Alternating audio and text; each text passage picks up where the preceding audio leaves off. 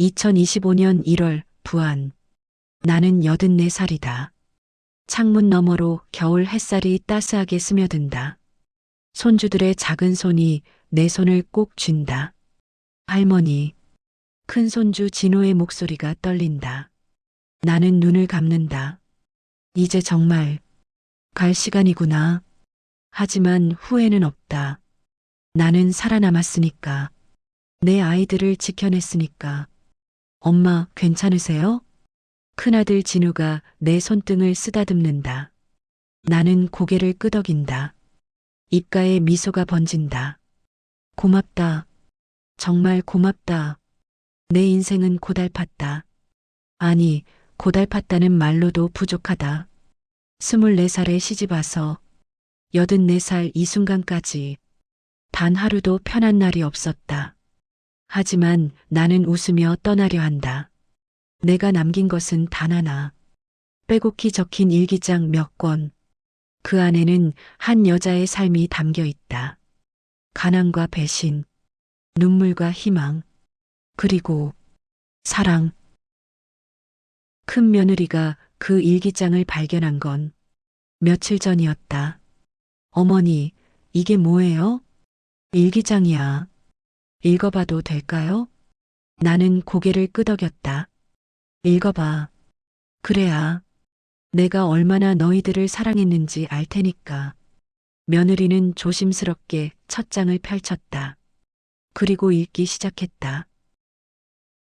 1951년 봄. 나는 산 너머 작은 마을에서 태어났다. 전기도 버스도 없던 곳. 하지만 그곳이 내 고향이었다. 나는 1951년생이다. 6.25 전쟁이 한창이던 그해 가을.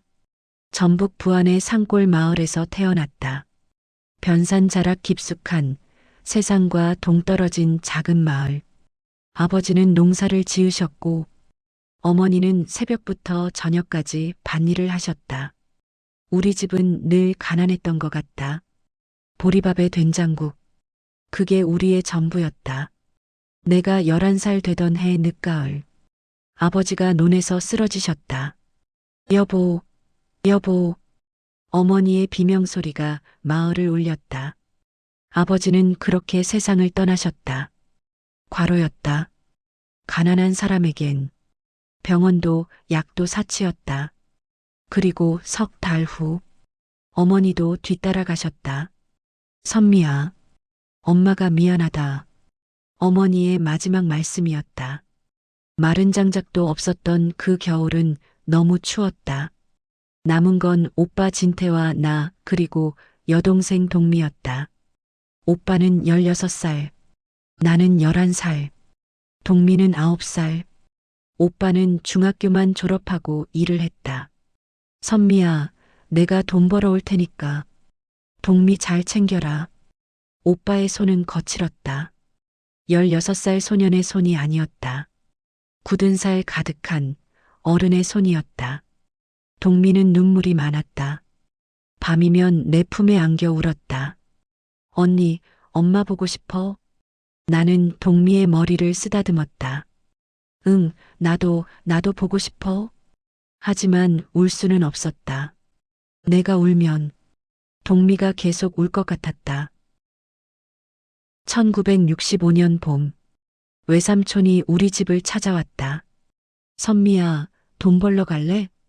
부산에 고무신 공장이 있는데 거기서 일하면 한 달에 2,000원 받을 수 있어.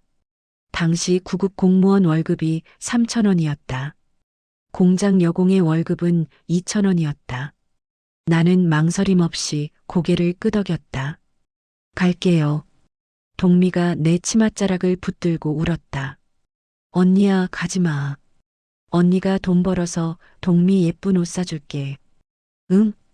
그날 나는 부안읍에서 부산으로 가는 버스를 탔다. 버스 창문 너머로 멀어지는 변산의 산자락. 동미가 손을 흔들었다. 나는 눈물을 삼켰다. 울지마, 선미야. 이제 어른이야. 어른은 울면 안 돼. 부산은 멀었다. 버스로 5시간. 고무신 공장은 영도에 있었다. 좁고 어두운 작업장. 고무 냄새가 코를 찔렀다. 기계 소음이 귀를 멍하게 했다. 네가 새로 운 애냐? 여기 앉아. 이거 하면 돼. 18살쯤 돼 보이는 언니가 나에게 고무 접착제를 건넸다. 고무판에 이거 발라. 살짝 마르면 붙이고 하루에 100켤레 해야 해. 100켤레. 아침 7시부터 저녁 7시까지 12시간 동안 손이 부르텄다. 접착제 냄새에 머리가 지끈거렸다. 하지만 참아야 했다. 한 달에 2,000원. 그 돈으로 1,000원을 저축하고 나머지 1,000원으로 생활해야 했다. 밤에는 야학에 다녔다. 영도구 야학. 무료였다. 기억, 니은, 디귿. 25살 선생님이 칠판에 글자를 썼다. 나는 그 글자를 따라 썼다. 처음으로 내 이름을 쓸 수 있었다. 선미, 김선미. 너무 기뻤다. 글자를 배우니 세상이 조금 덜 무서웠다. 버스 번호를 읽을 수 있었고, 상점 간판을 읽을 수 있었고, 편지를 쓸 수 있었다. 오빠에게, 오빠 나 선미야. 부산은 멀고 외롭지만 나는 잘 지내고 있어. 나 이제 글도 배웠어. 동미밥 잘 챙겨 먹여. 부산에서 선미가. 1971년 나는 20살이 되었다. 공장을 그만두고 부안으로 돌아왔다. 6년 동안 모은 돈은 7만 원이었다. 오빠는 이미 결혼해서 아이가 둘이나 있었다. 동미는 17살. 예쁘게 자라 있었다. 언니. 동미가 나를 껴안았다. 언니 보고 싶었어. 나도. 우리는 한참을 울었다. 친구 오빠가 운영하는 부안읍 유치원 보모로 취직했다. 월급은 5,000원이었지만 먹고 잘 수 있어 나는 만족했다. 밥 짓고 아이들 돌보고 빨래하는 일. 선생님, 오늘 밥 맛있어요. 아이들의 그 한마디가 나를 버티게 했다. 1975년 봄. 나는 24살이 되었다. 먼 친척 아주머니가 찾아왔다. 선미야, 너 시집갈 나이 됐다. 내가 좋은데 하나 받았어. 예.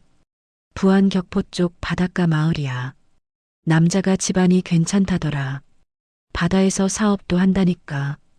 잘 살 수 있을 거야. 부자 집안. 그 말에 나는 혹했다. 이제 나도 편하게 살 수 있을까? 결혼식은 없었다. 1975년 5월 부안읍에서 격포로 가는 버스. 버스 창문 너머로 변산 바다가 보였다. 푸르고 넓고 아름다웠다. 아, 바다가 이렇게 아름다운 곳이구나. 하지만 그 아름다움 뒤에 숨겨진 잔인한 현실을 나는 몰랐다. 결혼식도 없었다. 동네 잔치만 하고 결혼 생활 시작이었다. 신혼집은 동네 이발관 옆방이었다. 방 하나에 부엌 하나, 화장실도 이발관과 공동으로 사용했다. 여기가 신혼집이에요? 시어머니가 무뚝뚝하게 대답했다. 그래. 여기서 살면 되지. 나는 눈앞이 캄캄했다. 부자 집안이라더니 이발관 옆방은 말도 안 됐다. 남편 태호는 키가 컸다. 하지만 눈빛이 거칠었다. 들어와. 그게 남편이 내게 한 첫마디였다. 첫날 밤 남편은 술에 취해 들어왔다. 야, 이리 와. 거친 손이 내 팔을 잡아챘다. 저기. 뭐? 첫날 밤인데 뭘 그렇게 겁을 내? 남편의 손은 거칠었다. 사랑도 배려도 없었다. 그저 짐승처럼 거칠 뿐이었다. 그날 밤 나는 소리 없이 울었다. 작은 방 구석에서 이불을 뒤집어 쓰고 서럽게 울었다. 엄마, 엄마. 이미 세상을 떠난 어머니를 그날 밤만큼 간절히 부른 적이 없었다. 시집 온 지 사흘째 새벽 4시쯤이었다. 시어머니가 문을 흔들며 나를 깨웠다. 일어나. 받아 나가야지. 예. 너희 먹을 건 니들이 벌어야지. 바다에 나가 조개를 잡아야 했다. 바지락과 소라, 대합들을. 바지락 한 대에 200원. 하루 종일 허리 굽혀 겨우 5대 캐면 1,000원. 그것도 숙련된 사람들의 양이었다. 새벽 5시 격포 선착장 앞 갯벌에는 30명 넘는 안악들이 허리를 굽힌 채 호미로 모래를 파고 있었다. 새댁이 왔네? 아이고, 처음이제? 힘들 텐데. 바다일이 어디 쉬운가. 그래도 해야지 뭐. 안악들은 친절했다. 하지만 그 친절함 뒤로 깊은 피로가 묻어났다. 저기 봐. 바지락은 저 모래 속에 있어. 호미로 살살 퍼서 체에 걸러. 나는 시키는 대로 했다. 호미로 모래를 퍼올렸다. 손끝이 시렸다. 5월이었지만 새벽 바닷물은 얼음장처럼 차가웠다. 1시간, 2시간, 3시간. 허리가 끊어질 것 같았다. 하지만 멈출 수 없었다. 오전 10시쯤 물이 들어오기 시작했다. 안악들이 하나둘 갯벌을 빠져나왔다. 모두 바구니에 조개를 가득 담고 있었다. 한 자루, 2자루, 어떤 사람은 3자루까지. 하지만 내 바구니는 겨우 반도 채 차지 않았다. 어머, 새댁. 이것밖에 못 했어? 다른 안악이 안쓰러운 눈빛으로 쳐다봤다. 나는 고개를 숙였다. 부끄러웠다. 손은 부르튼 채, 허리는 끊어질 듯 아픈데 겨우 이것밖에 못 했다니. 선착장에 시어머니가 기다리고 있었다. 빈 바구니를 보더니 인상을 확 찌푸렸다. 이게 뭐야? 하루 종일 이것밖에 못 했어? 죄송합니다. 처음이라. 즉, 이걸로 뭘 해먹고 살아? 시어머니는 돌아섰다. 나는 그 자리에 주저앉고 싶었다. 다음 날엔 선착장에 시어머니가 안 보였다. 나는 몰래 시장으로 갔다. 부산 공장에서 모은 돈, 고이 간직하고 있던 7만 원. 그중 500원을 꺼냈다. 아주머니, 바지락 얼마예요? 한 대에 200원. 나는 3대를 샀다. 그리고 집으로 돌아오는 길, 눈물이 주르륵 흘러내렸다. 나는 왜 이렇게 살아야 하는 걸까? 내가 직접 캔 조개도 아닌데 돈 주고 산 조개를 가지고 돌아가는 이 초라한 모습. 하지만 어쩔 수 없었다. 시어머니에게 혼나는 것보다 600원을 쓰는 게 나았다. 결혼한 지 한 달. 남편은 밤마다 술에 취해 들어왔다. 우리 집 한 달 생활비가 1만 원도 안 되는데 남편은 술값으로만 9천 원을 썼다. 돈 내놔. 돈 없어요. 뭐, 돈이 없다고? 탁! 남편이 밥상을 엎었다. 그 귀한 밥이 바닥에 흩어졌다. 나는 바닥에 주저앉아 흩어진 밥을 주었다. 눈물이 뚝뚝 떨어졌다. 이렇게 살면 안 되는데, 이렇게 살아선 안 되는데. 하지만 어쩔 수 없었다. 어느 날 밤, 야, 담배 사와. 술에 취한 남편이 고함을 질렀다. 돈이 정말 없어요. 없으면 만들어. 뭐든지 팔아서. 남편은 집안을 뒤졌다. 하지만 팔 만한 게 없었다. 비상금은 있었지만 그걸 쓰면 또 돈 내놓으랄 게 뻔했다. 그래서 뭔가 보여주자고 결심했다. 나는 거울 앞에 섰다. 허리까지 내려오는 긴 머리카락. 부산 공장에서 일할 때 친구들이 예쁘다고 쓰다듬어 주던 그 머리카락. 이걸 잘라야 하나? 나는 눈물을 삼키며 동네 미장원으로 갔다. 저기요, 이 머리카락 사주실 수 있어요? 미용실 주인이 놀란 표정으로 쳐다봤다. 어머, 새댁. 이 예쁜 머리카락을 왜? 급하게 돈이 필요해서요. 주인은 한참을 망설이다가 지갑을 꺼냈다. 1,000원밖에 못 줘요. 고맙습니다. 싹둑 싹둑. 윤기나는 긴 머리가 잘려났다. 눈물이 흘렀다. 짧게 잘린 머리, 핏기 없는 얼굴, 움푹 들어간 눈. 이게 나야? 하얀 수건을 머리에 썼다.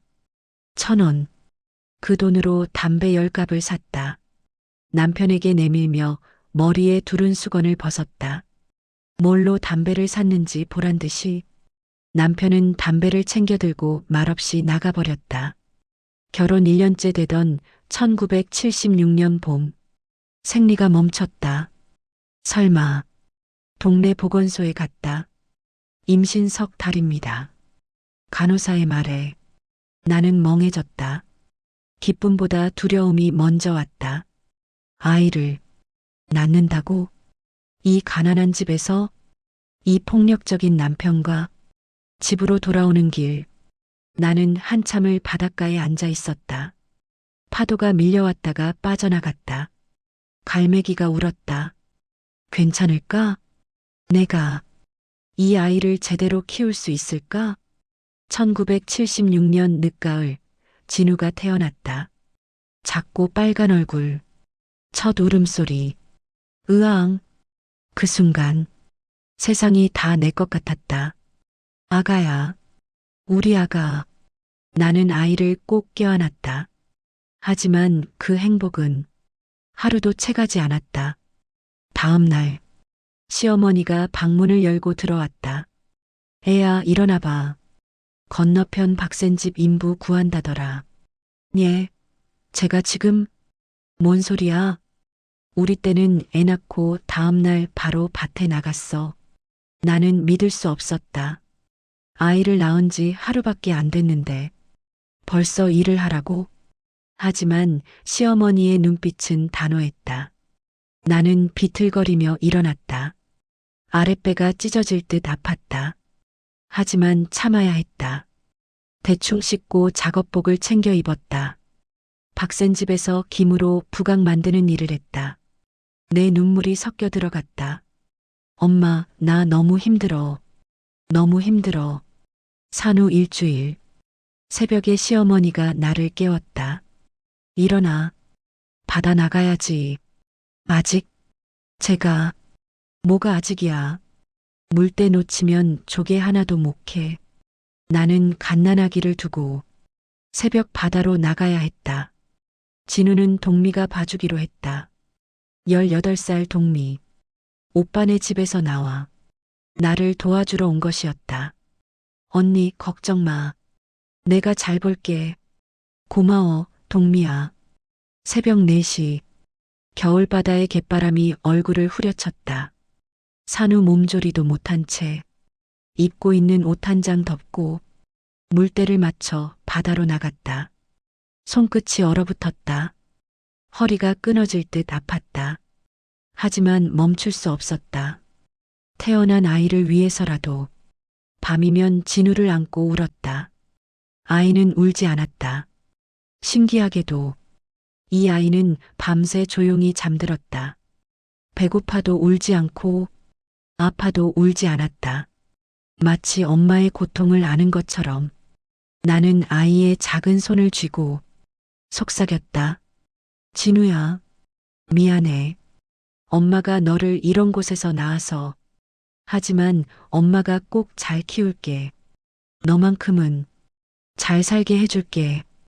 그리고 나는 다짐했다. 이 아이만큼은 절대 굶기지 않겠다고. 이 아이만큼은 세상에 머리 숙이지 않게 하겠다고. 그 다짐 하나로 나는 다시 일어설 수 있었다. 남편은 노름에 빠져 밤마다 노름판에서 지냈다. 쌀 한 가마니 값을 잃기도 했다. 남들은 벌면서 한다지만 놀면서 잃으니 타격이 컸다. 어느 날 쌀독을 열었는데 텅 비어 있었다. 어머니, 쌀이 없어요. 뭐? 어제 봤을 땐 반 가마니는 있었는데? 시어머니도 놀란 표정이었다. 태호가 또 가져갔나 보네. 예, 노름판에 가져갔겠지. 즉, 나는 다리에 힘이 풀렸다. 쌀을 노름판에 가져갔다고? 쌀 반가만이면 7,500원이었다. 그 돈이면 바지락 40대를 살 수 있었다. 그날 저녁 남편이 술에 취해 돌아왔다. 쌀을 왜 가져가셨어요? 시끄러워. 여자가 재수없게 왜 참견이야. 우리 진우가 먹을 게 없어요. 짝! 남편의 손이 내 뺨을 후려쳤다. 태어나서 처음으로 뺨을 맞았다. 닥쳐. 입 다물라고. 나는 바닥에 주저앉았다. 뺨이 화끈거렸다. 하지만 눈물은 나오지 않았다. 너무 많이 울어서 이젠 눈물도 마른 것 같았다. 어느 날 오후 집 앞에 낯선 남자 둘이 찾아왔다. 태호 있어요? 지금 안 계신데요. 언제 와요? 잘 모르겠습니다. 남자 중 한 명이 문틈으로 고개를 들이밀었다. 태호한테 전해요. 빚 갚으라고. 이번 주 안에 안 갚으면 가만 안 둬. 또 빚이었다. 남편은 노름빚을 계속 만들어 왔다. 5,000원, 10,000원, 많을 땐 10만 원까지. 그때 10,000원이면 한 달을 살 수 있는 돈이었다. 원망스러웠다. 머리카락을 잘라서 팔았던 게 후회되었다. 진우가 돌이 지나갈 무렵 동미가 다시 우리 집에 왔다. 언니, 나왔어. 동미는 20살이 되어 있었다. 오빠네 새언니가 동미를 불편해했다. 언니, 나 여기서 살아도 돼? 그럼. 동미야, 정말 고맙다. 비상금으로 근처에 방을 얻어주었다. 동미는 내게 천사였다. 진우를 업고, 기저귀를 빨고, 빨래를 널었다. 언니, 내가 진우 봐줄게. 언니는 바다일 하고 와. 동미 덕분에 나는 조금 숨을 쉴 수 있었다. 1978년 여름, 남편의 막내 동생이 서울에서 내려왔다. 이름은 태수. 결혼하고 처음 보는 얼굴이었다. 하얀 얼굴에 금태 안경을 쓴 남자. 서울에서 대학을 나와 사업을 한다고 했다. 형수님, 힘드시죠? 그의 말투는 부드러웠고 눈빛은 따스했다. 형수님, 제가 짐 들어드릴게요. 조개와 미역을 머리에 이고 걷던 나를 보고 그는 짐을 대신 들어주었다. 형수님, 형 때문에 맘고생 많으시죠? 그 한마디에 나는 눈물이 쏟아질 뻔했다. 결혼한 지 3년. 누군가 나에게 따뜻한 말 한마디를 건넨 건 그때가 처음이었다. 며칠 후 시어머니가 편지 한 통을 내밀었다. 서울서 왔다는데 체부가 네 앞으로 왔다더라.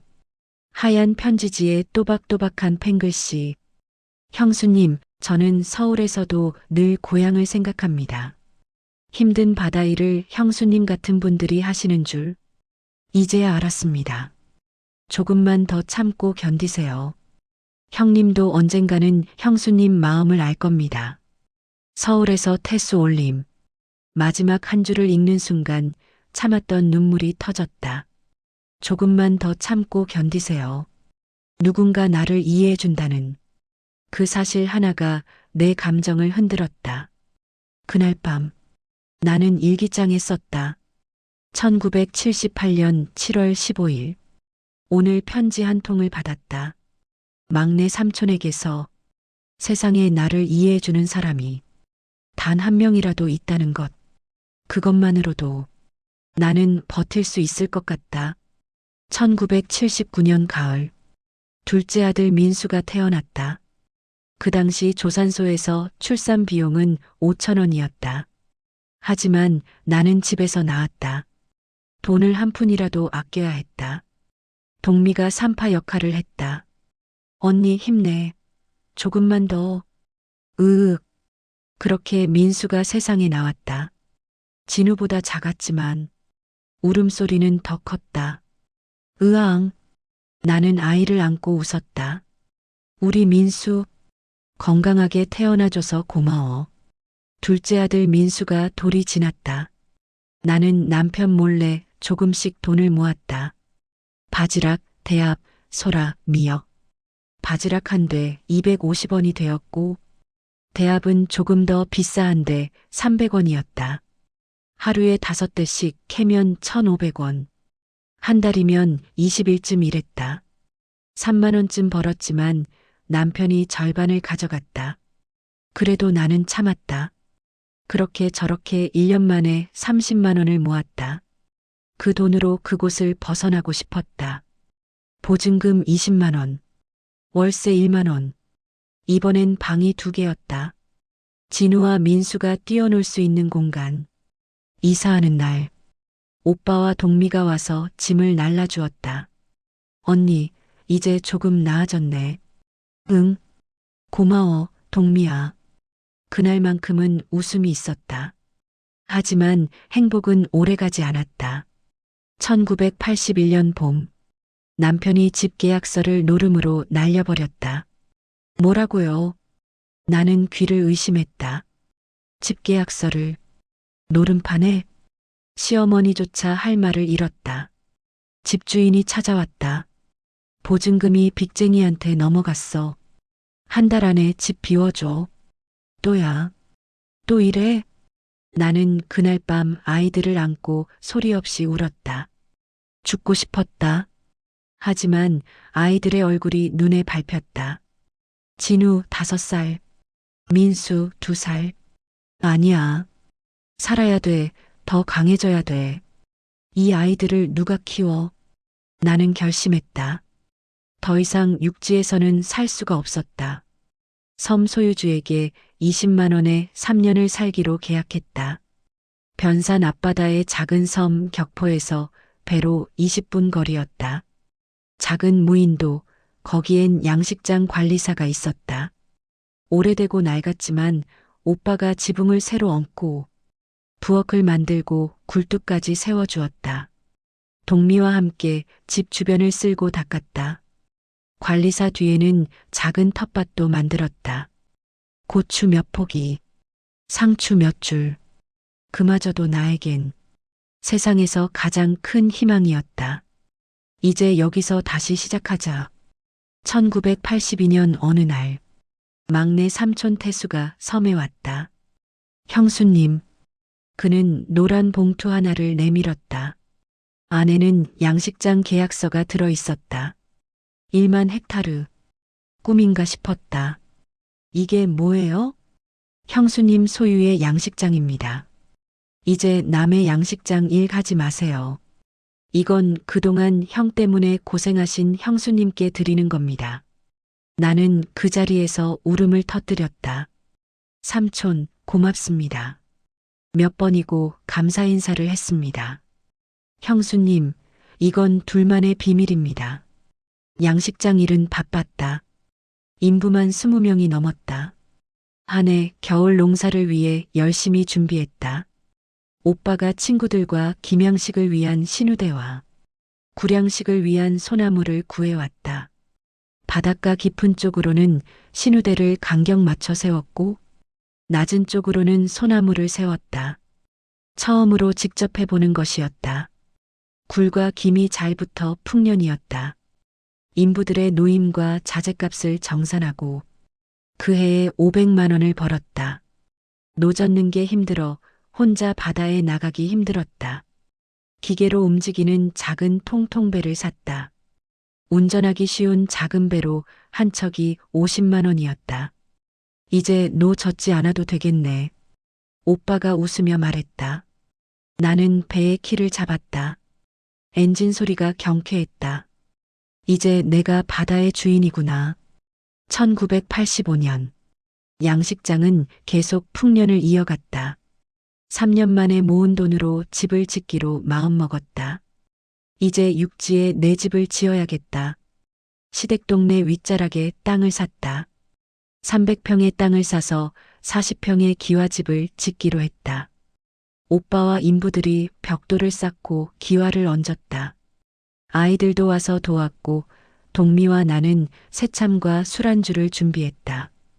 가을이 되자 드디어 집이 완성되었다.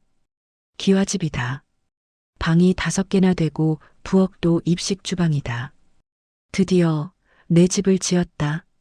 집들이 날 돼지 한 마리를 잡았다.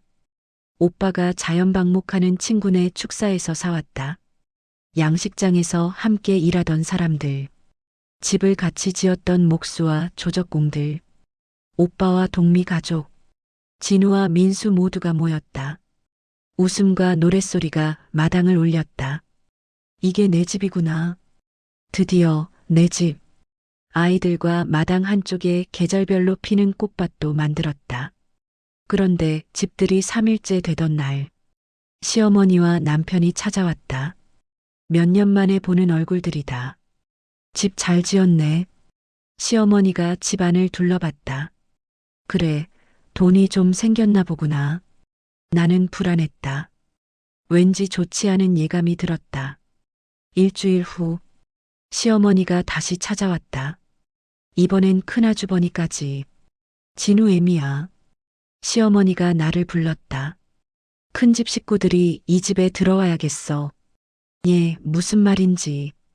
큰 형이 부산에서 사업 망해갈 곳이 없대.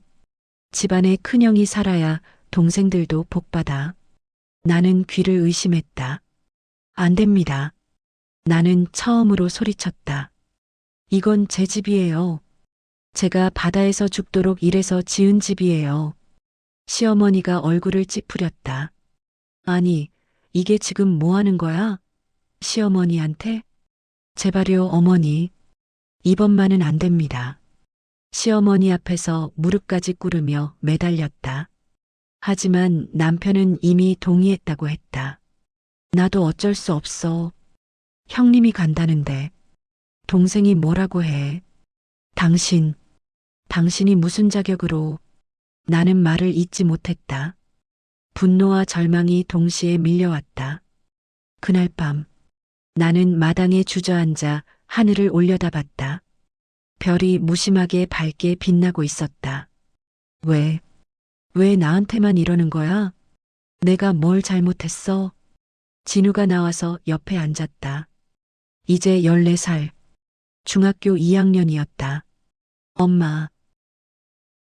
엄마, 우리 싸우자. 뭐? 이번엔 안 돼. 절대 안 돼. 경찰에 신고하자. 하지만 나는 고개를 저었다. 진우야, 그건 안 돼. 왜요? 집안 망신이야. 3일 후, 큰집 가족들이 이삿짐을 싸들고 왔다. 나는 눈물을 머금고 집을 나섰다. 진우가 민수의 손을 잡고 따라왔다. 뒤돌아보니 큰아주버니가 마당에서 담배를 피우며 걷고 있었다. 아이들과 만든 꽃밭 옆에서 나는 그 모습을 보며 생각했다. 2번 다시는 이 집안 식구들과 상종을 하지 말자. 1986년 봄, 집을 빼앗긴 그날 밤, 나는 오빠 집 마루 끝에 앉아 있었다. 억울하고 분통해서 잠을 이룰 수 없었다. 내가 지은 집, 이제는 빼앗겨 남의 집이 돼버린 그곳. 언니, 동미가 따뜻한 차를 건넸다. 쌍화차였다. 고마워, 동미야. 나는 차를 마시며 눈물을 삼켰다. 왜 나는 평생 이렇게 살아야 하는 걸까? 진우와 민수는 안방에서 잠들어 있었다. 이 아이들에게 뭐라고 설명해야 할까? 엄마, 왜 우리가 쫓겨나요? 진우가 오늘 낮에 그렇게 물었다. 나는 대답하지 못했다. 그저 아이를 꼭 껴안았다. 미안해. 엄마가 바보라서. 다음 날 새벽, 나는 일어나 오빠를 깨웠다. 오빠, 응? 선미야, 왜? 나 섬으로 갈래. 오빠의 얼굴이 굳어졌다. 섬? 혼자? 응. 아이들은 여기 두고. 동미가 봐주면 되잖아. 선미야, 거기서 혼자 어떻게 살아? 나는 오빠의 손을 꼭 잡았다. 오빠, 나 이제 방법이 없어. 육지에선 남편이 뭘 해도 다 빼앗아가. 섬에서라도 제대로 일해서 아이들 키워야 해. 오빠는 한참을 나를 바라보다가 천천히 고개를 끄덕였다. 알았어. 사람 필요하면 기별해. 그날 오후 나는 작은 짐보따리 하나를 들고 격포 선착장으로 갔다. 나의 작은 통통배가 반갑게 맞아주었다. 엔진 출력을 높였다. 섬이 점점 가까워졌다. 파도 소리, 갈매기 울음소리, 바닷바람, 모든 게 낯설었다. 하지만 두렵지 않았다. 이제 여기가 내 집이야. 이 바다가 내 밭이야. 섬에 도착했다. 양식장 관리사는 많이 망가져 있었다. 지붕은 왼쪽 끝방 쪽이 반쯤 뜯어져 있고 문짝은 삐걱거렸다. 벽에는 바닷소금이 하얗게 엉겨 있었다. 그래도 여긴 내 집이다. 건물 뒤로 돌아가 구들에 불을 넣었다. 바람 소리를 내며 불은 잘 들어갔다. 그렇게 불을 바라보며 한참을 앉아 있었다. 아무 생각도 하기 싫었다. 기자재 창고 문을 열었다. 쥐똥이 가득했다. 곰팡이 냄새가 코를 찔렀다. 하지만 나는 포기하지 않았다. 빗자루를 들고 하나하나 쓸어냈다. 다음 날부터 오빠와 동생 동미가 자재를 사들고 섬에 들어왔다.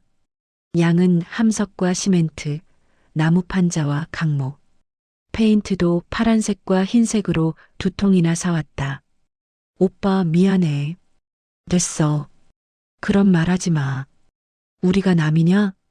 오빠는 지붕을 새로 얹고 창고 갈라진 틈에 시멘트를 넣고 지붕과 벽에 페인트를 칠했다. 일주일이 걸렸다. 그렇게 집이 사람 사는 곳으로 변했다. 집을 다 고치고 오빠와 동미가 육지로 돌아갔다. 나는 혼자 남았다. 밤이 되자 섬은 깜깜했다. 전기가 없었다. 나는 호롱불을 켰다. 어둠 속에서 파도 소리만 들렸다. 무섭지 않아. 나는 할 수 있어. 하지만 사실은 무서웠다. 너무 외로웠다. 진우와 민수 얼굴이 눈에 밟혔다. 토요일이 되면 오빠가 진우와 민수를 데리고 섬에 왔다. 엄마, 아이들이 달려와 안겼다. 나는 두 아이를 꼭 껴안고 울었다. 일주일 만에 보는 아이들. 진우는 더 컸고 민수는 말이 늘었다. 엄마, 우리 언제 같이 살아?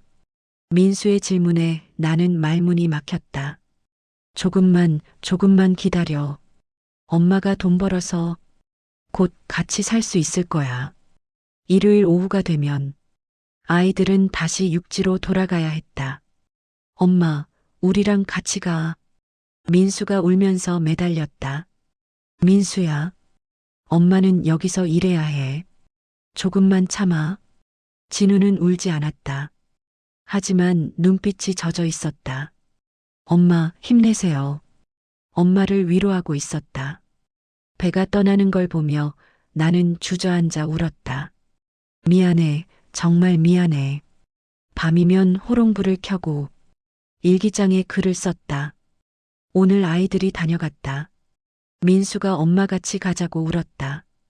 가슴이 찢어지는 줄 알았다. 하지만 나는 참았다. 이 고통을 견뎌야 아이들에게 더 나은 삶을 줄 수 있다. 조금만 더 버티자. 1986년 여름. 태풍이 왔다. 섬은 완전히 고립됐다. 지붕이 날아갈 듯 흔들렸다. 파도가 집까지 밀려왔다. 나는 그물로 지붕을 덮어 나무에 묶었고 배는 물 들어왔을 때 위로 올려놨다. 태풍아, 날 시험하지 마라. 난 결코 지지 않을 거야. 태풍은 이틀 동안 계속됐다. 태풍이 지나간 후 섬을 한 바퀴 돌았다. 온갖 쓰레기가 섬 주변에 가득했다. 겨울 농사를 위해 쌓아두었던 자재들도 무너져 일부가 소실되었다. 오빠에게 전화를 걸었다. 오빠, 자재들 좀 사야 할 것 같아. 선미야, 좀 기다려봐. 왜 정부에서 양식업을 신식으로 하게 교육한대? 그래. 나도 알아볼게. 1987년 정부에서 현대식 양식 교육을 했다. 나는 배를 타고 부안읍까지 가서 교육을 받았다. 소나무 대신 굴껍질을 쓰는 법, 신우대 대신 그물망을 쓰는 법, 모두 배웠다. 새로운 자재는 정부 지원을 받았고 김과 굴포자는 대출을 받아 구했다. 그해 겨울 농사는 풍년이었다. 굴이 주먹만 했다. 김은 검푸른 윤기로 반짝였다. 새롭게 설치한 발의 그물에는 숭어, 넙치, 농어가 가득했다. 한 해 수입이 몇 년의 수입과 맞먹었다. 인부들의 품삯게 풍년세까지 지불하고 수협 대출도 한 번에 다 상환했다. 오빠에게 진 빚도 갚았다. 오빠, 그동안 빌린 돈. 이자까지 쳐서 500만 원이야. 야, 이자는 무슨. 받아, 오빠. 나 이제 제대로 벌잖아. 오빠는 눈시울을 붉혔다. 우리 선미가 정말 대단해졌네. 동미에게 옷을 사줬다. 언니, 이거 비싼 거잖아. 입어봐. 예쁠 거야. 동미는 원피스를 입고 웃었다. 언니 고마워. 아니야. 내가 더 고마워. 내가 없었으면 나 아무것도 못했어. 진우와 민수에게 운동화를 사줬다. 3만 원 하는 나이키 운동화였다. 엄마, 이거 비싼 건데. 신어. 엄마 선물이야. 진우가 운동화를 신고 학교에 갔다. 기분 좋아하는 모습이 눈에 선했다. 3년이 흘렀다. 나는 꾸준히 돈을 모았다. 1990년이 되자 7천만 원이 모였다. 이제 다시 집을 지어야 하나. 잠시 들었던 생각에 몸서리가 쳐졌다. 진우가 고등학교에 입학했다. 부안에서 제일 좋다는 공립고등학교. 입학식 날. 나는 배를 타고 버스를 타고 학교에 갔다. 교복 입은 진우를 보며 눈물이 났다. 우리 아들이 이렇게 컸구나. 너무나 자랑스러웠다. 그날 저녁 사업차 내려온 막내 삼촌이 섬에 왔다. 형수님, 진우 입학 축하해요. 고마워요, 삼촌. 형수님, 진우 대학은 제가 보낼게요. 삼촌, 그게 무슨. 형수님이 얼마나 힘드신지 저도 다 알아요. 진우만큼은 제가 책임질게요. 나는 그 자리에서 울었다. 세상에 이런 사람도 있구나.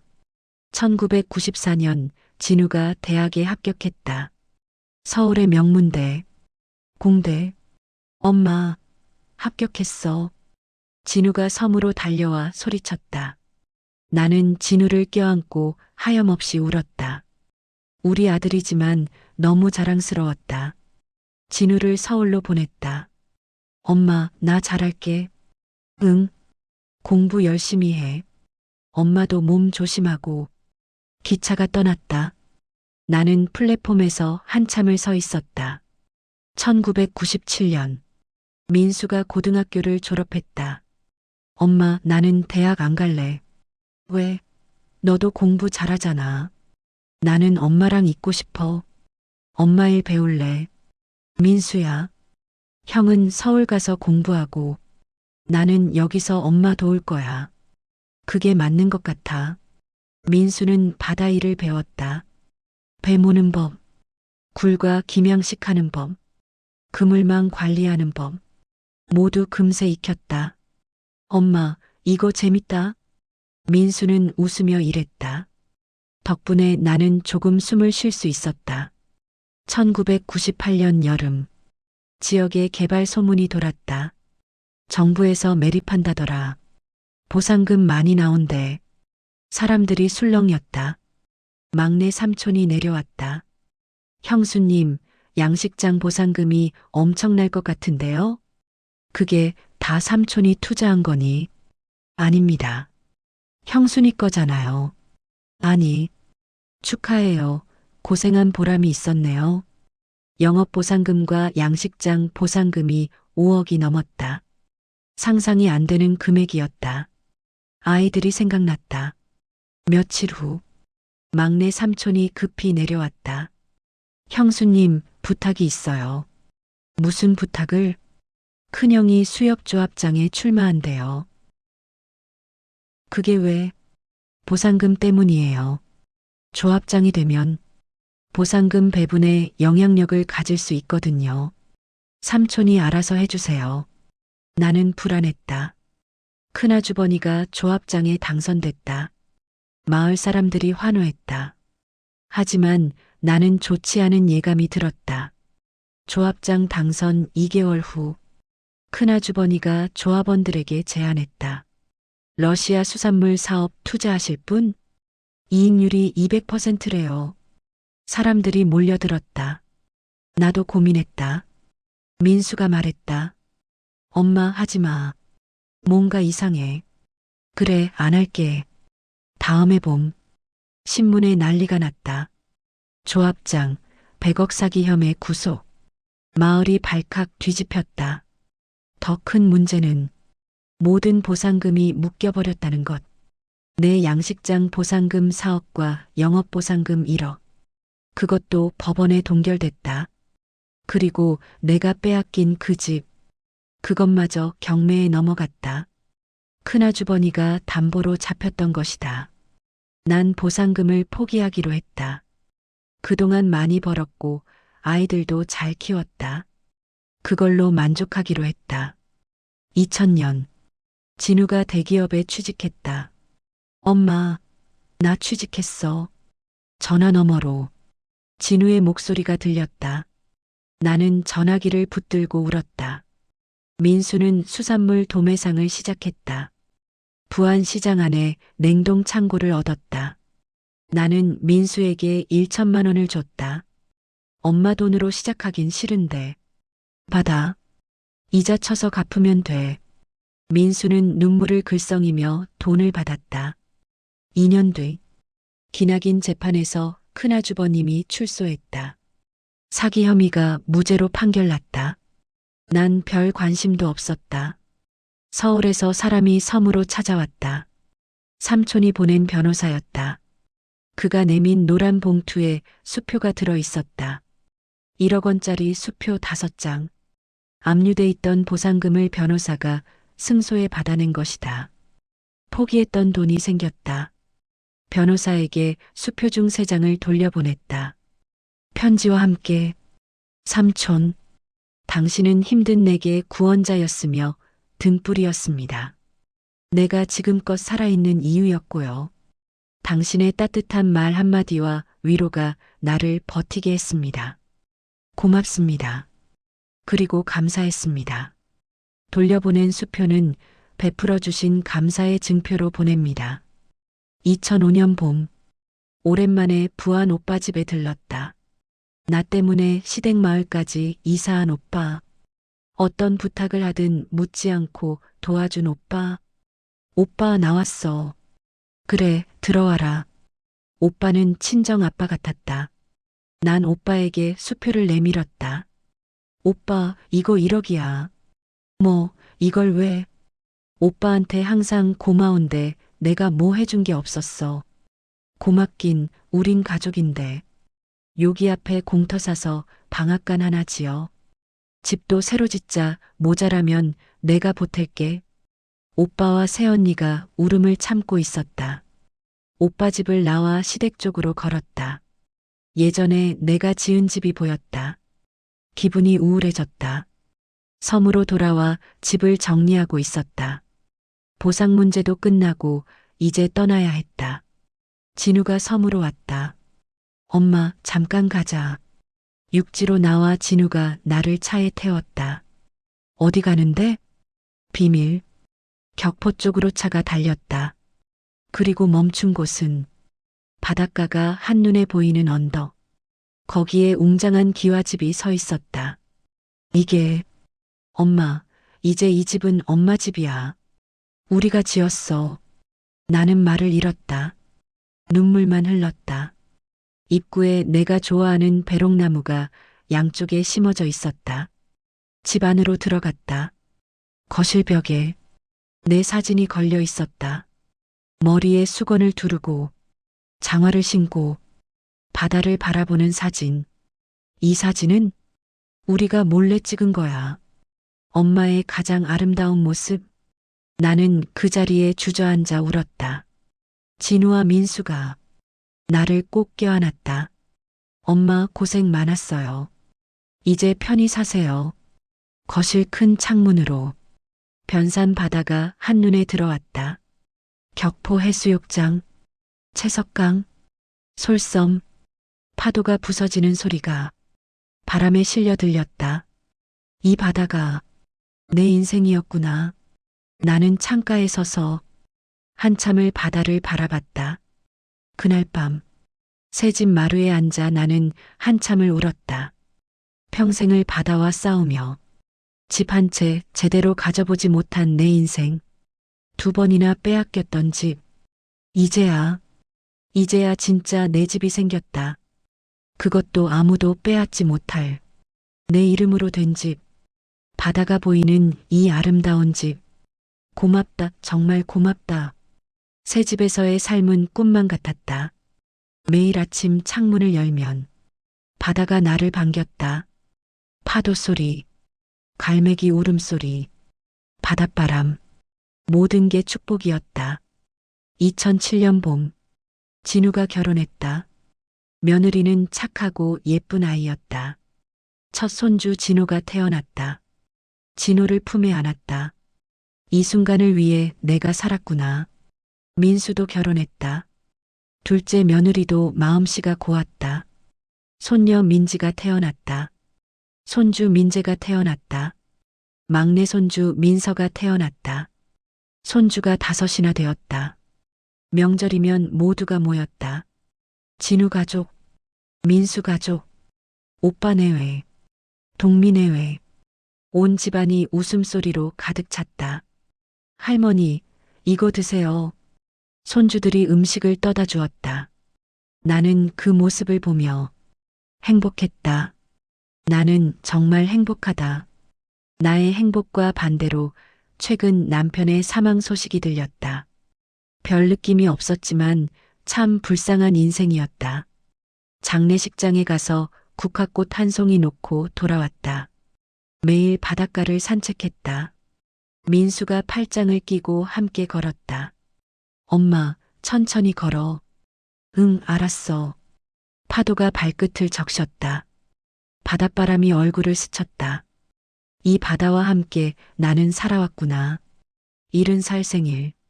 자식들이 큰 잔치를 열어줬다. 양식장에서 함께 일했던 사람들, 동네 이웃들, 친척들, 모두가 모였다. 진우 엄마, 축하해요. 고생 많았어요. 사람들이 축하해 주었다. 나는 감사의 인사를 했다. 여러분, 저는 정말 행복한 사람입니다. 힘든 시절도 있었지만, 결국 이렇게 사랑하는 사람들과 함께 있으니, 그것만으로 충분합니다. 동미는 자주 놀러 왔다. 우리는 마루에 앉아 옛날 이야기를 했다. 언니 기억나? 부산 공장 다니던 때. 응, 그때 참 힘들었지. 근데 언니는 항상 웃었어. 나한테 걱정 끼치지 않으려고. 동미야, 내가 없었으면 나 진짜 힘들었을 거야. 나도 언니 덕분에 살았어. 우리는 손을 꼭 잡았다. 2020년, 나는 마을에 1억 원을 기부했다. 마을회관을 새로 짓는 데 쓰라고. 진우 엄마, 정말 감사합니다. 아니에요. 제가 이 마을에서 많이 배웠어요. 80살이 되었다. 이제는 걷기도 힘들어졌다. 하지만 마음은 평화로웠다. 창가에 앉아 바다를 바라보는 시간. 그것만으로도 충분했다. 2025년 1월. 나는 84살. 이제 정말 갈 시간이 다가왔다. 침대에 누워 창문 너머 바다를 본다. 겨울바다. 파도가 하얗게 부서진다. 가족들이 모두 모였다. 모두가 내 곁에 있다. 나는 가족들을 하나하나 바라본다. 진우야. 예, 엄마. 엄마는 정말 행복했어. 힘들었지만 후회 없어. 엄마. 민수야. 예, 엄마. 너도 고마워. 엄마를 도와줘서 엄마 당연한 거예요. 동미야, 언니, 평생 고마웠어. 너 없었으면 나 못 살았을 거야. 언니, 나도. 동미가 내 손을 꼭 잡는다. 나는 손주들을 본다. 할머니 사랑해요. 할머니도 사랑해. 나는 고개를 돌려 창문 너머 바다를 본다. 푸른 수평선, 하얀 파도, 날아가는 갈매기. 바다야, 고마웠어. 너 덕분에 살았어. 너 덕분에 아이들을 키웠어. 너 덕분에 행복했어. 숨이 점점 가빠진다. 하지만 두렵지 않다. 나는 할 만큼 했다. 아이들을 잘 키웠다. 손주들도 봤다. 행복한 집에서 사랑하는 사람들에 둘러싸여 떠나는 것. 이보다 더 좋은 마지막이 어디 있을까? 입가에 미소가 번진다. 고맙다. 정말. 모두. 목소리가 점점 작아진다. 창밖에서 갈매기 한 마리가 운다. 파도 소리가 들린다. 바닷바람이 커튼을 흔든다. 나는 천천히 눈을 감는다. 평화로운 얼굴로 미소를 띤 채 변산 바다가 보이는 집에서 가족들의 품에 안겨 조용히 세상을 떠났다. 시청해 주셔서 감사드립니다. 구독과 좋아요는 제게 큰 힘이 됩니다.